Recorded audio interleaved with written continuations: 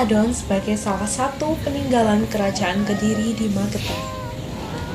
Candi Sadon terletak di Duku Sadon, Desa Cepoko, Kecamatan Panekan, Kabupaten Magetan. Terletak sekitar 3 km arah utara dari kota Magetan. Letaknya dekat dengan Pasar Cepoko. Terdapat beberapa pendapat mengenai asal mula dari nama Candi Sadon. Pendapat pertama, menurut penjelasan juru kunci Bapak Sarnu, dinamakan Candi Sadon karena lokasinya terletak di Duku Sadon.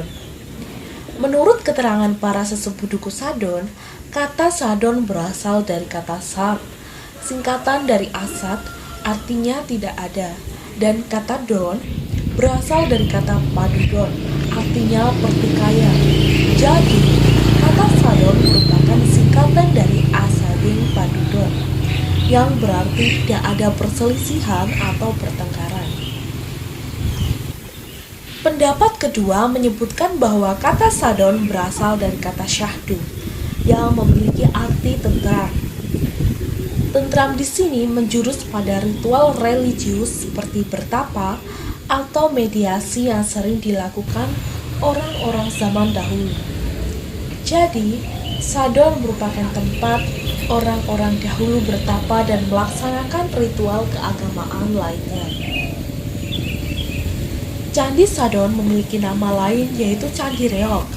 Penamaan tersebut berasal dari Kalamakara yang berjumlah 2 buah. Kalamakara adalah arca raksasa Batoro Kala yang wajahnya mirip dengan kepala harimau pada dadak merak.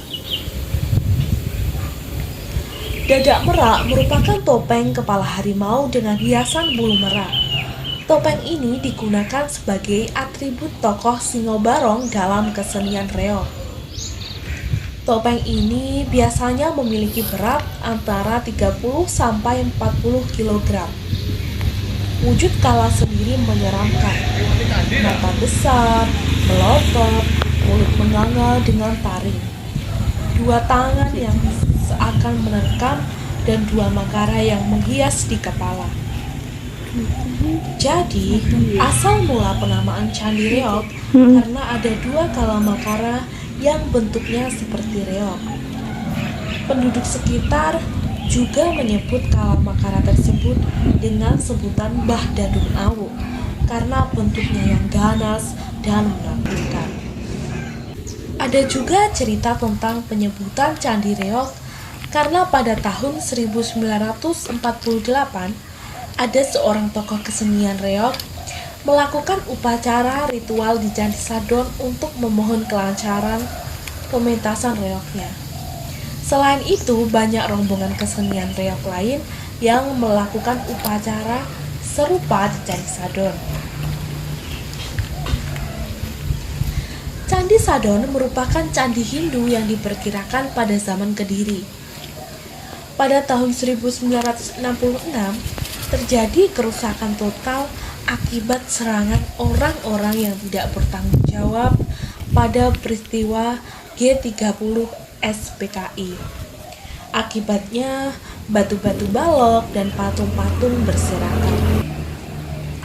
Dari peristiwa tersebut, pada tahun 1969 muncul inisiatif dari Bapak Sutarjono, Kepala Kantor Pembinaan Kebudayaan Kabupaten Magetan, yang sekaligus penulis buku Candi Sadon, untuk menata kembali bebatuan, patung, arca candi dengan bantuan warga setempat. Candi Sadon menjadi milik pemerintah yang dikuasakan langsung Kepala Bidang Kepurbakalan di Trowulan. Juru kunci Candi Sadon merupakan orang setempat yang digaji langsung dari Trowulan. Beliau adalah Bapak Sarnu dan juru kunci pembantu Bapak Noyadi. Pada Candi Sadon terdapat prasasti sebanyak 3 buah. Dari tulisannya berbentuk kuadrat atau balok. Diperkirakan bahwa batu bertulis tersebut berasal dari masa yang sama dengan prasasti yang ditemukan di Dusun Pledokan, Kediri, Jawa Timur. Jadi, dapat disimpulkan bahwa Candi Sadon tersebut lebih condong ke peninggalan zaman Raja Airlangga, sebab Kediri adalah sebagai kelanjutan dari kerajaan Kahuripan yang dipimpin oleh Airlangga. Candi Sadon memang bukan merupakan candi yang berdiri utuh. Keberadaannya hanya berupa reruntuhan candi. Menurut Van Enock, arkeolog dari Belanda, pada tahun 1933, diperkirakan luas area yang ada masih sepertiga luas asli Candi Sadon. Terbukti dengan adanya arca Nandi berbentuk sapi yang terletak sekitar 70 meter dari lokasi. Di dekat arca Nandi tersebut terdapat beberapa arca lainnya yang berbentuk tempat makan sapi, tempat minum sapi, tempat duduk pemilik, dan 2 arca semacam topi pemilik. Di depan arca sapi tersebut terdapat tempat dupa yang digunakan sebagai pemujaan. Pada tahun 1973 diadakan pendataan dan penelitian oleh Bapak Surcipto dan Suwarti yang mendapatkan penjelasan dari pendataan dan penelitian tersebut sebagai berikut. Yang pertama, asal candi ini merupakan sebagian reruntuhan candi dan diperkirakan di sekitar lokasi tersebut masih ada bagian-bagian arca lain yang terpendam. Terdapat benda-benda peninggalan yang masih terlihat dalam candi ini, seperti yang pertama, Kalamakara adalah kepala raksasa Batara Kala yang biasanya dipasang di atas pintu masuk candi. Di Candi Sadon ini terdapat 2 buah Kalamakara yang disusun saling membelakangi. Bentuk Kalamakara ini merupakan salah satu wujud ornamen figuratif yang memiliki fungsi spiritual, yaitu sebagai tolak bala atau pengusir roh-roh jahat. Biasanya kita menyebutkan penolak sial atau penolak ancaman batin yang tidak semata secara lahiriah. Dalam cerita Hindu dan Buddha, Kalamakara itu awalnya berupa dewa yang tampan. Ia mendapatkan hukuman dan kutukan dari Sang Hyang Widi, berubah menjadi raksasa yang buas, dan setiap binatang yang dijumpainya dimakan dan diterkamnya, dan terakhir memakan tubuhnya sendiri dan tinggal kepala yang disebut dengan Kalamakara. Yang kedua, antefik atau batu sudut, yaitu sebuah unsur bangunan yang berfungsi sebagai hiasan bagian luar pada bangunan candi dalam bentuk segitiga meruncing. Antefik juga disebut sebagai bagian sudut candi. Dalam Candi Sadon ini terdapat sekitar 6 buah antefik. Yang ketiga, yaitu tantri, adalah potongan cerita binatang. Di Candi Sadon ini terdapat bentuk burung.